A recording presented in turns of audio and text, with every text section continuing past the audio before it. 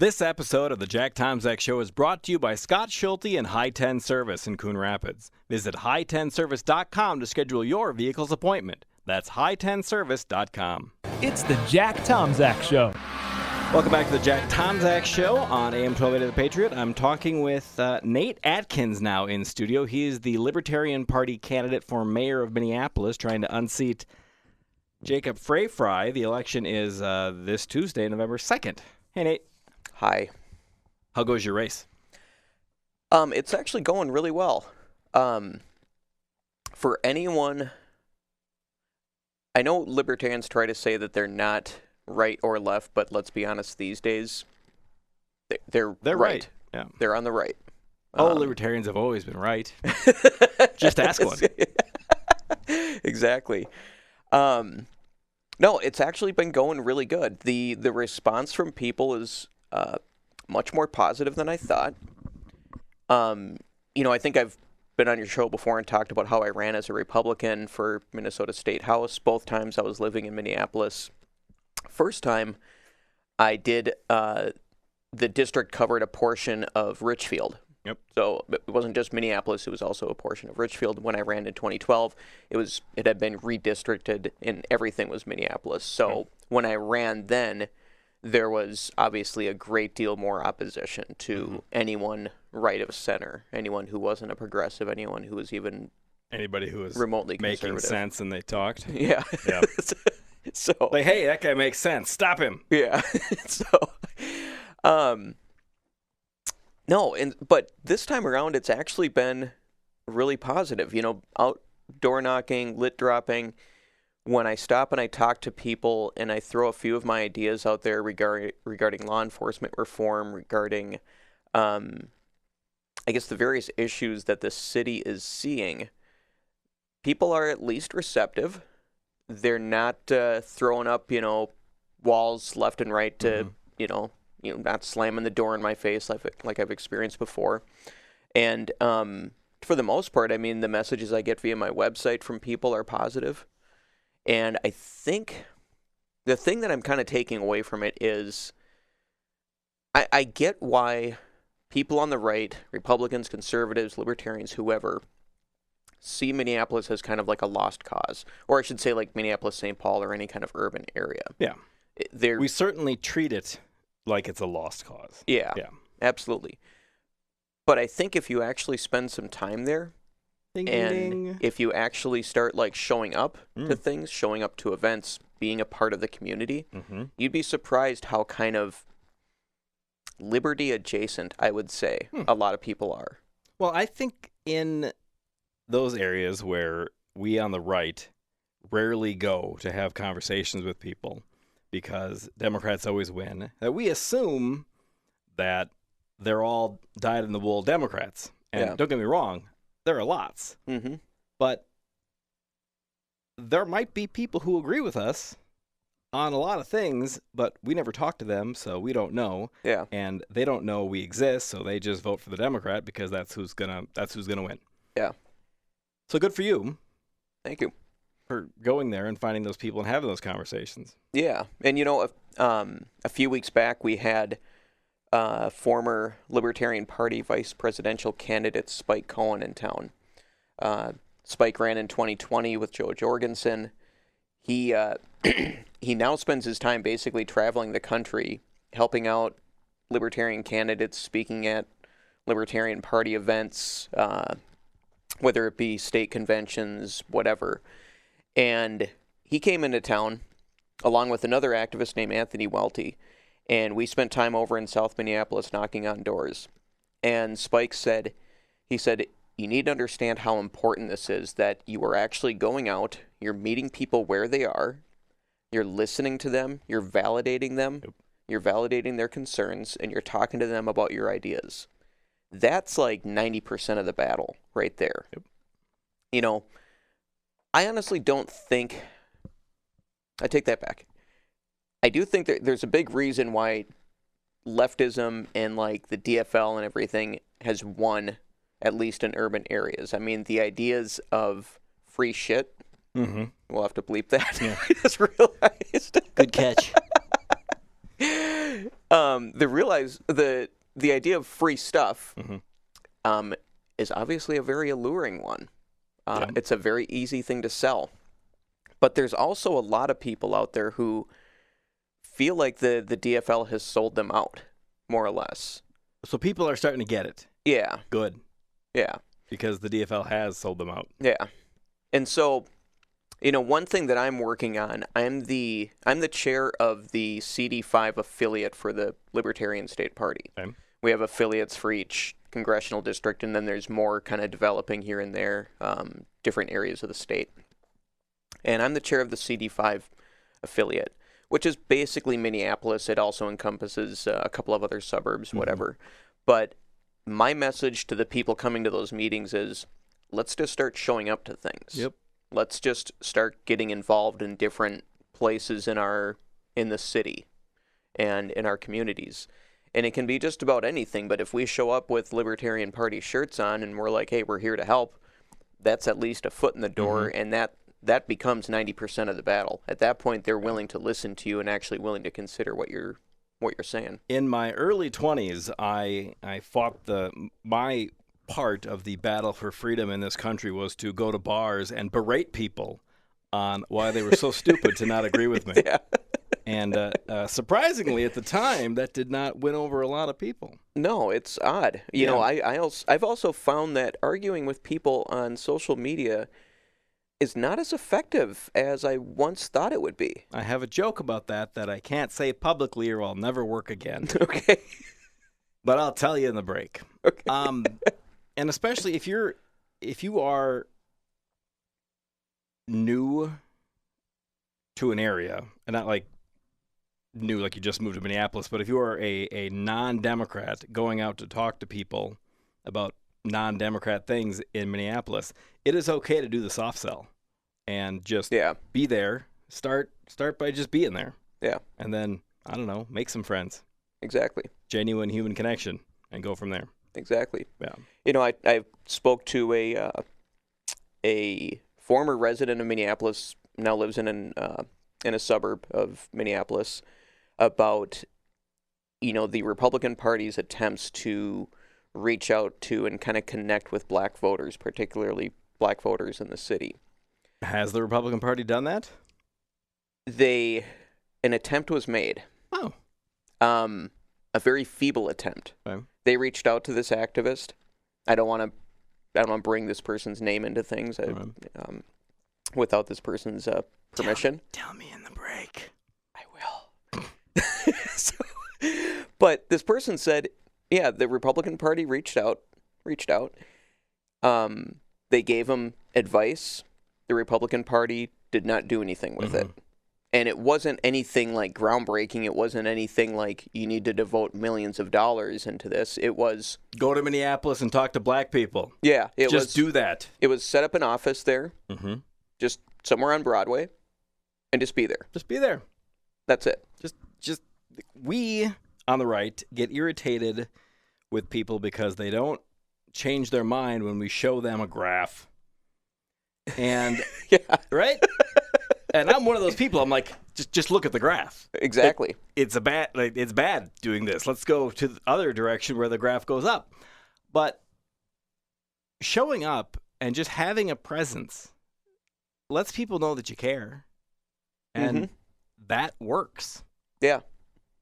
And it's irritatingly enough, that works. It does. And you're right, it's irritating. It's something where this past 5 to 6 months of running, I've just come to realize, gosh dang it, I could have been doing this for years and would have made so much more headway instead of posting memes on Facebook or graphs or charts or articles that used, deductive logic to prove points. All of those were correct in my opinion. Well, and you can do that too. Like we have magic phones now. Yeah. It used to be to get something on Facebook, you had to put it in the fax machine and send it to the Pony Express.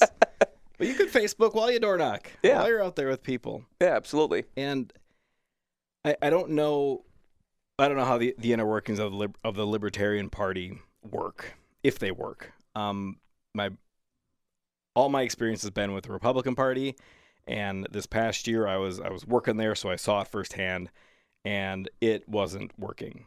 Like, that was not I don't think the Republican Party's not been a functional party for 5 years. But I forgot my point. I went down the wrong rabbit hole. But for the last 25 years I've been involved in politics, the feeling I get is that if we can't get results out of Minneapolis this election, we're not going to put time, effort, and energy into it. Mm-hmm. And we repeat that every election. Yeah. Well, in 2000, if we would have just started talking to people, here in 2021, we'd be in a lot better shape. Absolutely. But we've never done it. Yeah. Yeah. Yeah. And that's kind of the funny thing, like Barry Goldwater said in his book, Conscious of a Conservative, he talked about how when he traveled the country and he was talking to people, he said, most people are conservative. Mm-hmm. When you talk to them, the way they live their lives, at least. They live their lives in rather conservative ways, And when you get out there and just kind of talk to people and you find out why they're voting DFL, why they're, supporting progressive ideas or whatever, it's because those progressives, those DFLers, are at least present in their neighborhoods. Yep. And they're friends with them, and they're good neighbors. They're people that, host barbecues in the neighborhood. They do things like that. Even if their ideas are wrong, even if they disagree with them, for some reason they're going along with it because they have a connection to them. Yeah, it's the soft skills of politics. Yeah. That that works. Having a connection with people, being known to a person, that gets you places. And when the other side, in this conversation, the Republican Party or the Libertarian Party, when one side just completely abandons an area, all you have are Democrats who are coming to your barbecue talking nonsense, but hey, they're coming to your barbecue. Yeah. So when election day comes, people are gonna vote for the person that they know. Exactly. Like, most people don't put a whole lot of thought into who they vote for. They put a lot of feeling into who they vote for. Absolutely. Or they go off of name recognition or who they know personally. And if you disengage from that entirely, you're not gonna win. Let's take a very quick break and listen to the Jack Tomczak Show on AM 1280, The Patriot. Welcome back to the Jack Tomczak Show. I'm talking with Nate Atkins, Libertarian Party candidate for mayor of Minneapolis. The election is on November 2nd. And I assume, Nate, you're going to win. Let's hope. Now, there's an internal poll from Mayor Frey where he says he's up 19%. They gave no information on how that poll was conducted, and they did not provide the crosstabs, so it's likely BS. He's probably not up by that much, but he's probably up. Possibly. So here's the thing. With ranked choice voting, as they have in Minneapolis, it really throws this stuff for a loop. Mm-hmm. I don't know how you can actually properly poll and calculate and predict outcomes based on that. When I've been out door knocking, when I've been out throughout the city, I see a pretty equal number of yard signs between Sheila Najad and Jacob Fry. Okay. A close second is Kate Knuth. Okay. And then you kind of have the rest of the people. Clint Connor is a newer DFLer to the race, newer at least relatively speaking. Okay. I've seen some of his signs. The thing is in Minneapolis, I believe it's wards 11, 12, and 13, which comprise South, Southeast, and Southwest Minneapolis, are the wards where people vote, and they vote in massive numbers compared to the rest of the city. All right. Kind of behind that is over in like North Minneapolis or Northeast. North Minneapolis has the lowest voter turnout.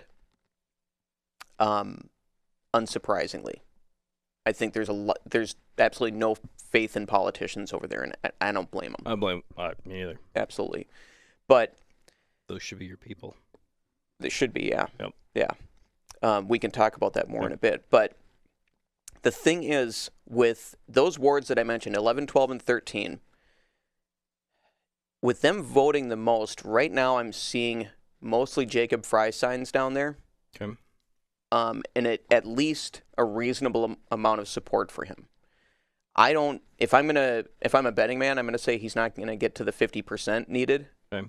And if he gets 50%, he wins. That's it. Yes. If he's under that, then the second choice votes start to determine who wins. And I'm still in the dark on exactly how it works. I've read articles about it. Everybody is. Yeah.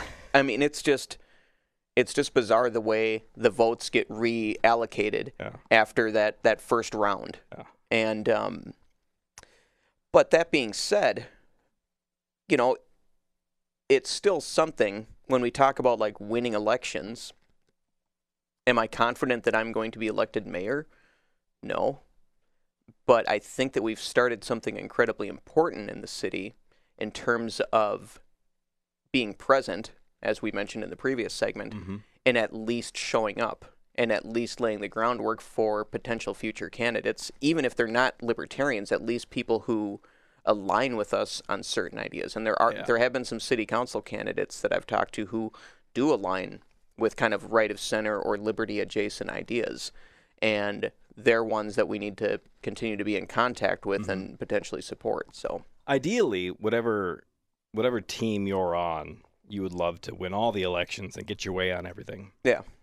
Second to that, you'd like the party that's closest to you to do well. After that, especially Minneapolis, where it's been terrible one-party rule for such a long time, and we've seen the disastrous consequences of that. If Democrats continue to win in Minneapolis, the thing we got to shoot for next is getting those Democrats to grab onto some of our ideas. And if we can get that, that's good enough for now. And I'll take anything at this point. Yeah, there's a lot of kind of moderate Democrats in Minneapolis who, when the whole defund the police thing came up, they're like, nope, we want nothing to do with that. They're washing their hands of that. They're practically running to anyone on the right whose last name isn't Trump. Yeah. And, there's been a lot of pushback on Question 2, the support for that. It's left, I think, kind of the leftward lurch of the Democrat Party has left a lot of Democrats kind of disaffected and kind of disillusioned by it. Good. Yeah. And so there's an opportunity to reach out to people there and start connecting with them and at least starting to maybe help them along in thinking different about the way things should be done. Have the ballots already been printed? Oh, yeah. Okay. Yeah. Well, next time, run as a Democrat Libertarian. There you go. Just put that. Democrat Farmer Libertarian. Just do that. I think people get hung up on words. Like I'll always vote for Democrat, regardless of what the Democrat Party believes, because it doesn't believe the same thing it believed 20 years ago or 40 years ago or 60 years ago. Uh-huh. I like the way Nate, you're nobody thinking. listens to me except my listeners, but I got great ideas. And we got to find ways to give permission to people who don't like Republicans. Republicans are easier to hate than libertarians are. We got to give people reasons to still vote for good ideas. Yeah, absolutely. And find ways around the names. And it could be something, moving ahead in the future. It may not be necessarily just running candidates for mayor or even city council. It could be trying to get other charter amendments passed and other kind of reforms passed at that level. That would do a couple things. For one, it allows you to become more of a presence in these communities, in the city, the neighborhoods, whatever. Yep. It allows you to connect with people while talking about those things. And it kind of goes to show that, hey, our ideas can win in these areas. Hey, let's say we get something passed that is a big win for the people. The people love the idea, and it works. It leads to great outcomes for the city. Those of us libertarians, right of center, liberty adjacent people can say, hey, look, this thing won. This thing did well. Are you interested in more? Here's another idea we have. In my top secret day job, I do ballot measures in other states, and I've got a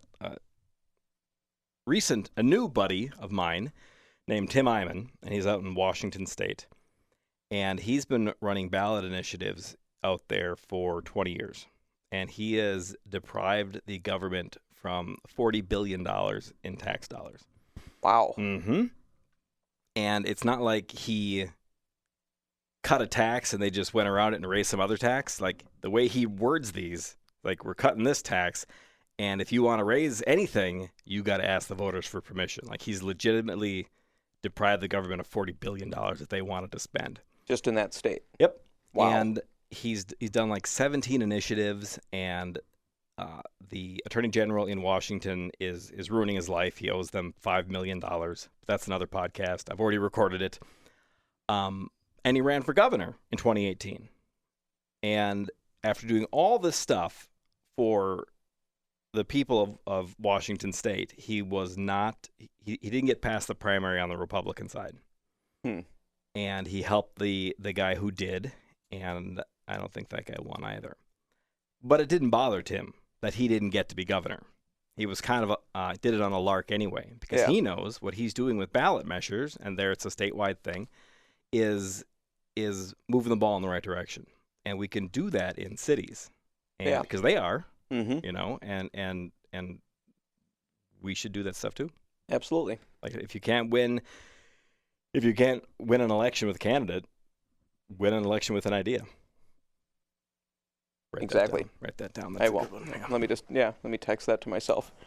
But it's great that that your experience with this run in Minneapolis is different than your last run in Minneapolis, in that people are more willing to have a conversation with you. Yeah. Because that place is a mess.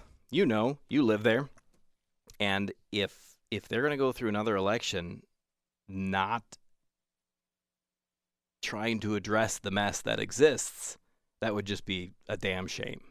So I'm glad at least some people are waking up. Yeah. And fortunately, I guess you could say the bulk of the support, the bulk of the positive responses that I've heard are from younger people. Okay. Over North Minneapolis High School had a kind of a student-led debate. Okay. It was a, a town hall debate last Tuesday. And I showed up, walked in the door. They had a place where you got to sign in and everything. And they had students, helping like escort the candidates down to the auditorium and everything. And a girl comes up and she says, "Are you the honey badger?" And I said, I am. Yeah. And she goes, "I saw your campaign video and I loved it." Good. And she said, "That's why I'm voting for you." Awesome. Now, I don't know if she actually can. I don't know if she's 18. She's 13. But I started to hear this as I was walking down the hall. They were like, "Oh yeah, I saw his video. I loved his video. Mm-hmm. That's why I'm voting for him." And when I got up on the stage and they introduced me, a bunch of the students said, were raising their fists and saying, "Honey Badger." Nice. Now, it may be a little bit of a gimmick to them, but at least got their attention. Yep. And at least has them listening. Yep. So yeah, I'm seeing support from younger people, which is good. Hopefully they stick around. Don't know if that's going to happen, considering some of the ballot measures that are currently out there. I predict question 3 regarding rent control will pass. And that could be like the death knell for the city. I had a guy on last week, 2 weeks ago, from St. Paul, and we talked about the St. Paul rent control measure, and it'll be nothing short of a complete disaster. Yeah. And I'm sure that what in Minneapolis will be just as bad. Let's take a break. We'll come back. We'll talk more with Nate Atkins, the Libertarian Party candidate for mayor of Minneapolis. You're listening to the Jack Tomczak Show on AM 1280, The Patriot. Welcome back to the Jack Tomczak Show. In studio, Nate Atkins, Libertarian Nate Honey Badger Atkins. Thank you. Libertarian Party candidate for mayor of Minneapolis. The election is November 2nd. We left off talking about question 3, the rent control ballot question that's going to be on the ballot in Minneapolis, and that's another one, along with the free stuff that the left offers, that like your first pass through it, if you're just a normal person who's not paid attention to politics or economics or studied anything, if you listen to FM music radio and you hear rent control, you're going to think, oh, that's a great idea. Mm-hmm. The rent's too damn high. Exactly. And to get people off of that, that takes a longer conversation. Oh, yeah. And when it's Saturday now, we got 3 days. Yeah. Yeah. Yeah. Which is why, though, if you don't end up being mayor, it is important for you to stay involved and stay talking to people. Yeah. Because we've had, at least on the congressional level in the Republican Party, we have people who run once saying, oh, I'm going to run twice. I'm going to run as many times as it takes. And then they run once. They go through the wood chipper. They're like, I'm done. Yeah. I'm getting out of here. This was just as awful as everybody said it would be. Exactly. But if we keep doing that, we don't get anywhere. Exactly. So you got to build on what you've built already. And what I think, when we talk about things like rent control, I think it's important to talk about them from the perspective of bringing up the negatives that will come about, and it's really keying in on the negatives that people oftentimes on the left don't want. So, in my opinion, and I think this is backed by historical fact, by just plain evidence, numbers, facts, math, economics. graphs. Yep. A lot of charts. A lot of charts will show this. When question 3 passes and the city council is able to set and control rents, you're going to see an exodus of smaller landowners, or landlords, I should say. Housing providers. Housing providers. That's what Thank they're called you. nowadays. Yeah. Smaller housing providers. I've already heard from plenty of them who have said, they're like, yeah, I'm selling my properties. I'm getting out. I can't do this. It's already bad enough as it is. You're going to see more big developers come in because they'll be able to finagle their way around rent control measures. Okay. You're going to see a dwindling supply of housing in the city. Because people who have the sweetheart deal that they're in are going to stay there. They're going to stay there. They're not going to move. And as their income climbs and their rent doesn't, they're going to stay there. Exactly. Yeah. And on top of that, you're not going to have people as incentivized to build and rent because the rent will be controlled. It'll be limited. Do you know if the Minneapolis measure implements the rent control right away? The St. Paul one does. In other cities that have rent control, the developer gets like 20 years to make back their investment. But St. Paul, they're clamping down right away. So nobody's going to build new stuff. No. Because they can't make their money back. Do you know if Minneapolis is worded the same way? It's another one of those that's worded very vaguely, Okay. just like the other ballot measures. Like hey, we're going to get rid of the police and replace it with something. With police. Yeah, with just kind of call it police. something else. We don't know. They'll have guns, though. Yeah. It'll be the same people. Probably the same uniforms. Maybe a different patch. We don't know. Exactly, yeah. No, it's worded in such a way that I think that there is time. It's something where it's not like they have all these various regulations already set in place and ready to go and like, yep, here's how it is. Mm-hmm. I think it's something that the city council will have to tinker with. Okay. So there is the possibility that that maybe the city council will not be as aggressive with it. Okay. I highly doubt that, knowing just how leftward leaning they are.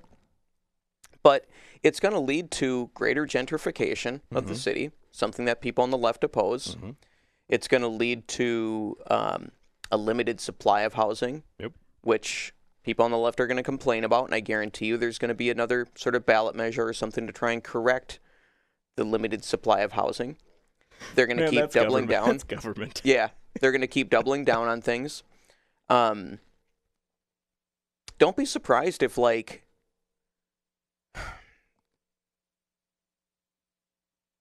don't be surprised if we start to see rents actually climb after this.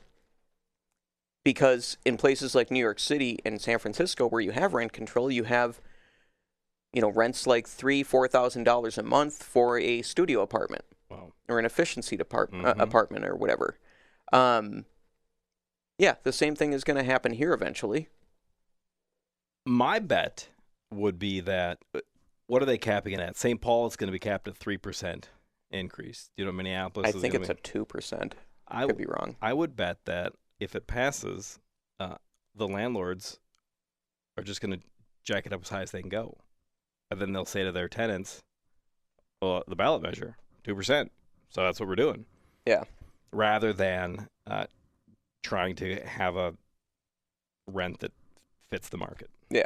And on top of that, you're going to see the landlords, they're going to have to cut costs somewhere, and it's going to lead to poorer quality homes and apartments and whatever. Yep. They're not going to have the resources to maintain them. And you're going to have people who, if there's high competition for an available apartment, you're going to have people who have means giving the landlord cash. Mm-hmm. That's not going to be in the paperwork that they report to the city. And who oftentimes are the people who have the means? Old people? Old people, white people. Mm-hmm. I mean, this is going to be a huge disadvantage for black people, minorities, whatever. It's just like every other DFL or leftist proposal, policy, whatever. It absolutely destroys and harms minorities. Yeah. It makes problems worse. Yeah. While claiming to help them. Yeah. But this conversation that we just had, 5 minutes of it. Just do that at every door, Nate. Yeah. at every door. It's, yeah, I don't know how you actually get that message out there effectively, other than just doing the work bit by bit, taking small steps along the way. But my plan, my idea that I actually have a 501c3 for, but I can't raise money, so I've not done much with it, is we need to market ideas. Like, we need to create content that meets voters where they are and explain complicated policy things in ways that isn't so complicated and isn't so boring. I love AM 1280 The Patriot, but people living in downtown Minneapolis or North Minneapolis are not tuning in. I love the Center of the American Experiment, but an undecided middle-of-the-road or left-leaning voter is not going to read your 27-page white paper on rent control. No. I looked at it, and I'm like, I'm not reading that. No. But you give it to famous podcaster Benjamin Cruzy, and he'll make a video that's a minute and a half long that hits the high points that you put on Instagram and yada, yada, yada. Yeah. We need to market to people in ways that it will work. We need to go to where they are, speak a language that they speak. We can't expect people we've never engaged with to seek out our point of view and then agree with us. And when they don't do that, we say, well, you're an uninformed voter. Yeah. We did nothing to inform you, but feel bad about yourself. Exactly, yeah. I think if we could figure out a way to bring Walter Williams back from the dead and hire him full-time to basically spread the message or spread the truth about rent control in Minneapolis, we'd be successful, because he was absolutely masterful at taking a very complex policy or a complex idea or a complex problem like affordable housing or rent control, whatever, and distilling it down into like a few key points and wording it in such a way that people understood and grasped. Yeah. He was able to keep that into a single page article and publish it online or whatever. Yep. And people could read it, anybody. You don't have to be an economics professor to read his articles and say, okay, this makes sense. Yeah, because people aren't dumb. But not everybody's an expert in the field you want to talk about. And not everyone speaks in charts. Yeah. I did a podcast with a buddy of mine where he tried to explain Bitcoin to me for the 400th time. And I'm like, huh? I still don't get it. What? Like, dumb it down even further. Yeah. And, people are busy. People are good at their thing. And you've got to be able to message in a way that is accessible to everybody. And if we don't do that, we're going to continue to lose. Mm-hmm. And door knocking does that because you get to have an actual conversation with people. And you can read the person you're talking to and mold your message to that conversation. Absolutely. But a 5-minute conversation on the poor history of rent control, that's tough to do. Yeah. So we got to find different ways to market to people, educate people, and we can start by actually having the conversation because ignoring CD4 and CD5, it's always been a bad idea, but now it's destroying any chance of winning a statewide election for anybody who isn't a Democrat. Absolutely. So we got to do the thing that I've been trying to get us to do for a decade, and let's go here. Yeah, absolutely. Man, I'm smart. So smart. Yeah, maybe in the next segment we can talk more about ideas to turn the tide. Ideas. I'll write it down. Hopefully I can remember it. All right, take a very quick break. Nate Atkins. Nate, what is your website? honeybadgerformayor.com. Nate, Honey Badger Atkins, the Libertarian Party candidate for Mayor of Minneapolis. We'll be right back after the break. Welcome back to the Jack Tomczak Show on AM 1280 The Patriot. I'm interviewing Nate Atkins, the Libertarian Party candidate for Mayor of Minneapolis. The election is November 2nd. Be sure to get out there and vote for him if you live in Minneapolis. Can people use their second vote to vote for you too? They can. Even their third. What? That's crazy. I don't understand. Second and third. Man, I don't understand how it works. Yeah. But it does. Okay. And the thing is, ranked choice voting, there are people who oppose it, at least people on the right who oppose it because they say, well, the Democrats can basically just run a slate of candidates. They can run 6 to 8, 10 candidates, and they're going to occupy all 3 spots on the ranked choice voting. Now, that's true. They could if nobody else shows up. But when you start to become a presence in the city and in communities and neighborhoods, they start to consider you. You start to move up that chain, and you start to occupy those second and third spots on people's voting preferences. Yeah.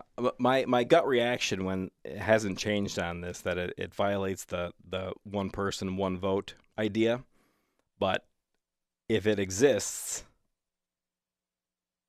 figure out how to win in that system. Yeah. And I don't think the people on the left who pushed ranked choice voting in Minneapolis thought that it was going to give you a platform.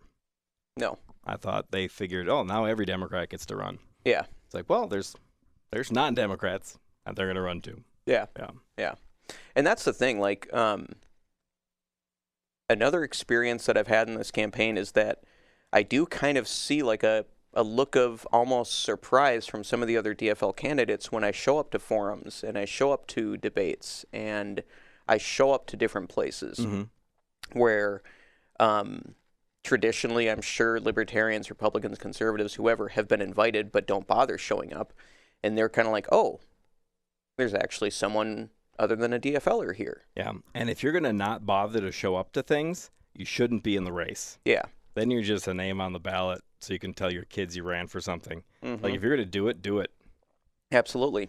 Absolutely. And, but I think looking forward, one thing that I mentioned earlier as the chair of the CD5 affiliate, we've been talking about ways to kind of show up in Minneapolis. And I think in particular, North Minneapolis. Good. I think that is the area that is probably the most primed for a libertarian, or at the very least a liberty adjacent message. It is one where you do have people who are incredibly disillusioned, I should say, with the DFL. Disaffected, disillusioned, disenchanted. Yeah. You name it. Those people have been screwed over by the DFL for as long as there's been a DFL. They've been dissed. Absolutely. Yeah. To borrow the lingo from the children. Yes. So Children and their hip words. yeah. So, and one thing we've been talking about is like, hey, there's libertarians who live over in North Minneapolis and Northeast. Why don't we just start holding maybe a monthly block party in Minneapolis, It's a great in idea. North Minneapolis, and just a monthly barbecue. You know, we'll get some people to go run up and down the blocks handing out flyers to people's doors and say, hey, come on out. We'll have free food. Let's talk. Mm-hmm. Now, people, I think a lot of people on the right go, well, what is that going to do? Well, yeah, you're not getting them to vote. Well, No, but I'm thank you. getting them to think about me. I'm getting them to think about these things. Thank you, way of thinking that hasn't done anything for the last 50 years. Yeah, exactly. Your opinion is noted, Yeah. and we're going to try something that isn't that, and maybe things will be different. Yeah. Yeah, So, that's a great idea. I mean, even something as simple as that. I mean, like I said, you got your foot in the door at that point, and that's 90% of the battle. Yeah. And then after that, you just need to keep showing up and just talking to people. And you don't even need to sit down and debate them on the issues of the day. Mm-hmm. Just ask them how things are going. Yep. What's going on in your life? Oh, you're having an issue getting home in time to babysit your kid or something, or pick your kid up from school or something. Actually, I have a friend over here that could help you with that. Yeah, let me connect you with him or her, Little things like that go a long way with people. Yeah. And when it comes election time, those people are going to say, you know who actually has been here actually talking to me? Nate Atkins, or so-and-so from the Libertarian Party, or so-and-so from this group or whatever. Yeah. You can't change a heart and a mind of a stranger. You can, but it's difficult. Yeah. Especially if you, there's a lot of doors in Minneapolis. If you hit somebody, if you knock on a door once, they're not going to have that aha moment. Yeah. But if they know you and know people who think like you, you got a fighting chance. And oftentimes, I don't think the public does it on purpose, but I do think the higher ups in politics do it on purpose. If you don't see somebody, if you don't know anybody of a different political persuasion, you stop seeing them as fully human. Oh, absolutely. And if you can have a barbecue, have a block party where you're meeting people who, oh, you're a Republican, you're a Libertarian. Mm-hmm. I've never met one of you before. I figured you'd all have guns and marijuana on you all the time. Where's your Gadsden flag? Right. And it's like, oh, you're a human being who likes the same things I like. And then, boom, that's the foot in the door. Yeah. Yeah. And like you said, foot in the door, human being. I was listening to a podcast yesterday that was refuting, I don't know if you've heard of Jon Stewart has a new show on, I think it's Apple TV Plus. Yeah, I've heard of it. I've not watched it. Yeah, it's called The Problem, and it's called, The Problem with Jon Stewart, but he's not saying he's the problem. It's a clever play on words. Yeah. I get jokes. No. I understand comedy. I actually like Jon Stewart. I actually think he's a really funny guy. Mm-hmm. But this particular episode, he said it was about the problem with freedom. And he focused in on kind of the most dullest, bluntest opponents to various COVID measures. And I can see why if no one actually interacts with people who are questioning the COVID regime as it currently stands, if they're people who question lockdowns, vaccine mandates, mask mandates, whatever, if all that they're getting is, if all that they're seeing are the characters on this Jon Stewart segment, yeah, that's the opinion that they're going to have. But if they in turn say, yeah, I watched this segment, but those people aren't like Nate, the guy that I talked to at that barbecue, who sat there and talked to me for about a half hour, and he actually had a much more nuanced and kind of interesting ideas around this. That's the thing, is again, it's showing up. It's becoming a person in their lives. Yeah. If people know a libertarian, a conservative, a Republican, a non-Democrat in their lives, the media's attempt or the left's attempt to turn us into caricatures is less likely to succeed, because they can compare that caricature to the person they know in real life and see that it's BS. Yeah. Mm-hmm. All right, folks. Nate and I are going to keep talking. You have to find my podcast on all of your podcast apps to listen to the rest of the conversation. But radio listeners, thank you for tuning in, and happy Halloween. And Nate, you get the last word before the radio show ends. You got 10 seconds. Those of you in Minneapolis, vote Honey Badger, vote Nate Honey Badger Atkins. If you're locked in to someone else as your first vote, vote for me as your second or third. Well said. Now we got all the time in the world till you have to go to work, and you can swear if you'd like. Fucking sweet. Earmuffs, kids. I think all the ideas you have are great, and I hope you win. And hell, if I know, you might with this ranked choice voting thing. Who the hell knows? Yeah. Like, and when they poll like this poll that Fry's group did they poll second choices? That's my thing. Is like, I don't think you can actually poll in a ranked choice voting situation. There's too many variables to consider. Yeah. So I'm not buying he's got a 19 point lead. And I guess in Minneapolis, the person who has won the race has been the person who on the first ballot got the most votes, and one can presume polled the best. And Fry's putting this out, and I do think it's BS, putting it out to just claim front-runner status. Yeah. To dissuade people from voting for anybody else. Or just not bothering to show up and vote. Or that. And here's what sucks. If he ends up winning, because the other top two opponents are further to the left of him, if people who are sick of the crime and the chaos in Minneapolis and want to keep the police, they're going to vote for the incumbent who got them in the situation they're in. Yeah. To avoid worse choices. Yeah. Like, that's nuts. I would argue that's most of politics these days, though. Yes. It's basically, I don't know of anybody who, well, I shouldn't say I don't know of anybody, but I would say 90% of the people who vote are voting against something else. They're like, I don't want this person to win, therefore I'm voting for this person. Yeah. It's not like I was truly inspired by so-and-so who was running, that's why I'm voting for this person. It's Trump scares the hell out of me, I'm going to go with Biden. Or Biden represents the crazy lunatic left who wants to cancel me or wants me to lose my job because I simply question the fact whether or not a trans woman could actually give birth. Right. They can't. I think it's simpler than that.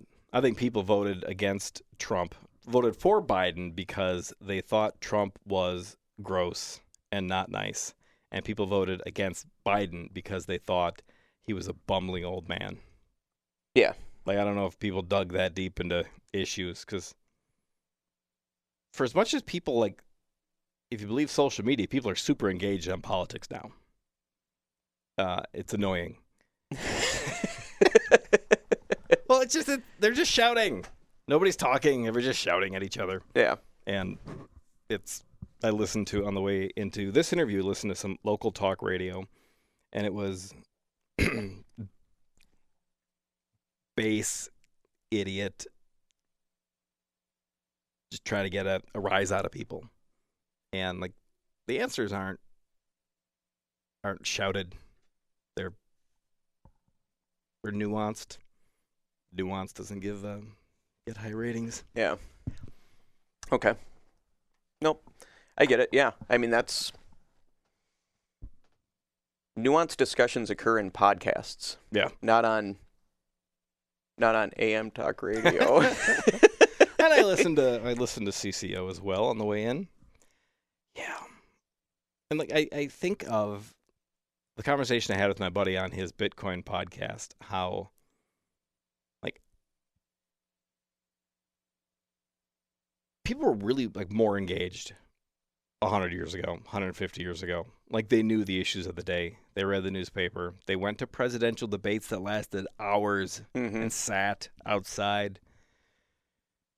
And now our presidential debates are they're shouting matches. They're shouting matches. And to be clear, there aren't debates in Minneapolis. There's just forums. Yeah. It's a forum. And you're limited to oftentimes a 2-minute introductory statement and then a 1-minute response to every issue that is brought up, including, what do we do about affordable housing? You have 60 seconds to explain an issue that is affected by monetary policy, by the banking industry, by local regulations, by environmental regulations.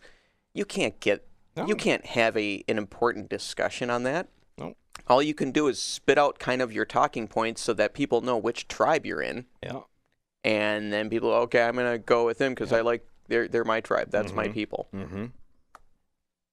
It matters less what they say than what color jersey they're wearing. Yeah. I'm on the red team, so I'm voting for Trump. He's gonna raise tariffs on Chinese goods coming in, gonna make everything else cost more money. No, red team. Yeah. Red team. Yeah. He says the truth. He's not afraid to say the truth. Like, no, he's just being rude, and you think he's saying the truth because of how he delivers it. Yeah. Yeah.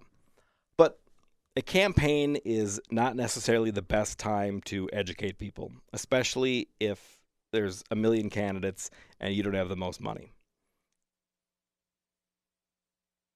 And I don't know how the Libertarian Party is for finances, but I know the Republican Party doesn't have a whole lot of finances.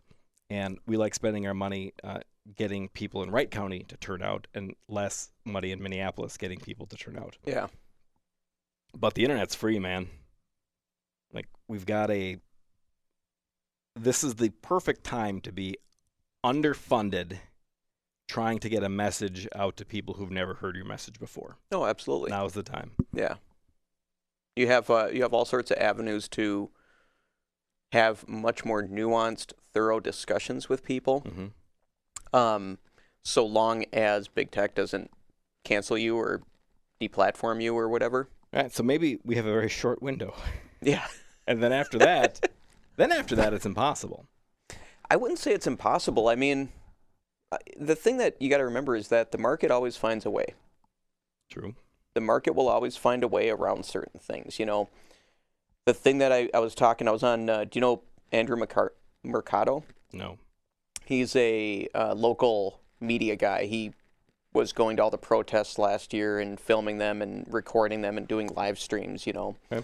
And now he's kind of starting his own media thing. Okay. And he's been interviewing Minneapolis candidates, and it was nice. I did an hour-long thing with them the other night, and it wasn't, get 1 minute, tell me your thoughts on this. It was just talk about this stuff. Yeah. And, the topic of gun control came up, and for once I was able to talk about it and say to people, here's a reckoning we need to have as a society, as a country, and a state, and a city, and whatever. There are more guns than there are people. Okay? Yeah. That's a fact. Anyone who says we're going to get the guns off the streets, we're going to, stop gun crime, whatever, we're going to pass common sense gun laws, and that's going to clean up, gun-related crime, is either lying to you or they are horribly delusional. Yeah. You are not getting guns out of this because the market is finding a way around all these things through either 3D printed guns, black markets for firearms, whatever. Yep. So the reality is there are more guns than people. The bad guys are going to have guns no matter what you think you can do to control or stop that. Right. If you're like, oh, we'll do a gun buyback program. Yeah, well, good luck with that. Yeah. The bad guys aren't going to show up to give you their guns, okay? No. They're going to keep them because they're able to keep doing. That's what gives them the ability as bad guys to keep doing bad guy things. They might go to the buyback and take notes of who is selling their guns and follow them home. Yeah. Yeah. Yeah. So let's get real about this and grapple with the very hard reality that the bad guys are going to have guns. Cops are strapped for resources and time and cannot be there to protect you. It is incumbent upon you to learn about firearms, learn about the safe handling of firearms, learn about the laws related to them, educate yourself, and arm yourself to protect yourself, your family, your home, your business, whatever. Because the government's not going to be there for you. It just can't.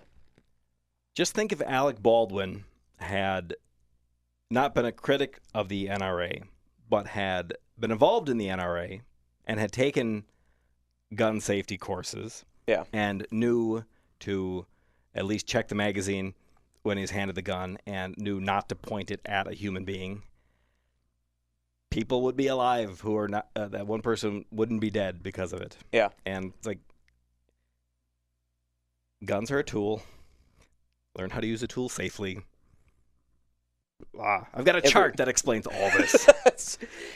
It's funny, like when the story about Alec Baldwin broke, I was like, every person that I know who's a gun person, a gun guy, whatever, when you hand them a firearm, they check the chamber. If they hand it to some other person, that person checks the chamber. And when they give it back, even though it was clear no bullet was ever placed in the chamber, whatever, they still check it because they understand the power that firearm has and how deadly it can be. I am new to guns, so when I hand a gun to somebody, the magazine is out and the slide is pulled back. Like it says opened up as I know how to do it. And I'm like sticking my finger in there. It's like nothing in here. I swear to God. But you look at it.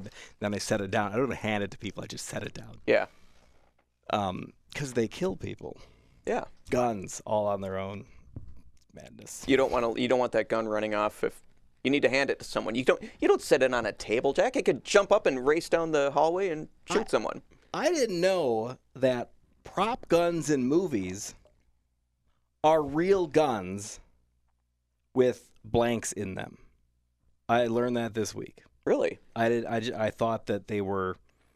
Mitch Berg, colleague at 1280 The Patriot, said that why don't they make prop guns where you can't fit an actual round in there. Only blanks will fit in. Like do that. But it just blew my mind that they use actual firearms, and then I can't. We'll find out at some point. Why was there a live round anywhere near that movie set? Absolutely. Well, I think so. In California, I could be wrong, but I heard something that any movie that's made in California where there's a prop gun, the end of the gun, the barrel, is welded shut. So it can't fire any rounds. Blank bullets look just like regular bullets, except there's obviously not a bullet in the casing. It's flat? Yeah, it's flat or whatever. So yeah, I mean. But does Alec Baldwin know to check a gun, know what a blank looks like? Yeah. And here's something a guy brought up to me the other day. If somebody handed you that, and you might pull out the magazine and look at the top bullet, and that might be a blank. You didn't look at the rest. Yeah. And I was with some really gun people, and they were like, "Oh shit, you're right." Yeah. I would never I wouldn't take them all out and look at them. Yeah. Yeah. And kind of to your point about using real guns on sets, you'd like to think that in this day and age with special effects being what they are, they could just insert those sounds of a gun firing. They don't need the actual gun to fire. Yeah. They could mix that sound in. Yep. Or instead of getting an actual gunfire sound. Make a fake gun that is the same weight as a real gun, and when you pull the trigger, a little explosion happens at the barrel. Yeah. There doesn't have to be a little explosion, not a big bullet type explosion. I don't know. It seems it's an accident that shouldn't have happened. No. And it's not like Dad left the revolver in his nightstand and a 6-year-old found it. No. That's going to be bad every single time. These were all adults at work. How does this... Well, one story that I saw floated about this, and granted, this was in the days after it, I suppose we're still in the days after it. But, like, you know, initially there's all these theories that come out. There's all these anecdotes and gossip about whatever. But that people on the set, crew members, had taken the gun to go do some sport shooting, like when filming wasn't going on, and brought the gun back, and no one checked it, no one did whatever, no one cleared it, got rid of the actual bullets and put blanks in there and whatever, you know. You know how when you work at a job for a long time, you tend to get lazy on some rules? Yeah. I guess that could happen. But in my mind, it's like, if we're shooting a real gun with blanks that day, if anybody brings a real bullet, you're fired. Like, yeah. The consequences are so bad. Like, you could have no tolerance for anything that comes close to, I don't know. So you were doing an interview, and you got to talk about guns. Yeah. And he was receptive, or at least you got the space to do it in? I got the space to do it in. I mean, he was just trying to remain impartial and just kind of like just letting me speak. It was interesting watching some of the comments on Facebook, because it was streamed on Facebook Live and YouTube and whatever. And some of the comments were like, my mind is melting right now. I agree with this guy so much, yet there's so much I disagree with, you know? But at least I kind of saw that. I'm like, I see this as a win. Yep. I'm at least getting them to think. People are at least being challenged for once on some of these things. So when we first met, I probably disagreed with you on some things and agreed with you on some other things. And now I agree with you on more things. So starting the conversation, yeah, you don't end up in agreement unless you start that conversation. Yeah. So I thought of this yesterday. I pictured in my head you leading a group of people, thousands of people in North Minneapolis, rallying people, giving some inspirational speech. You can write that part. Okay. But there's people who are getting hurt by the status quo in Minneapolis. Oh, yeah. And they need help. Go rile them up and win the election. Yeah. That's the goal. Good luck. Thank you. And either way, you get credit for doing it from me. That matters not at all, but you have the credit because I... It's kind of like a participation ribbon or whatever. I'm going to start making those. All right. There you have it. Nate, Honey Badger Atkins, your website again for the podcast listeners. honeybadgerformayor.com. All right. Thanks, Nate. Thank you.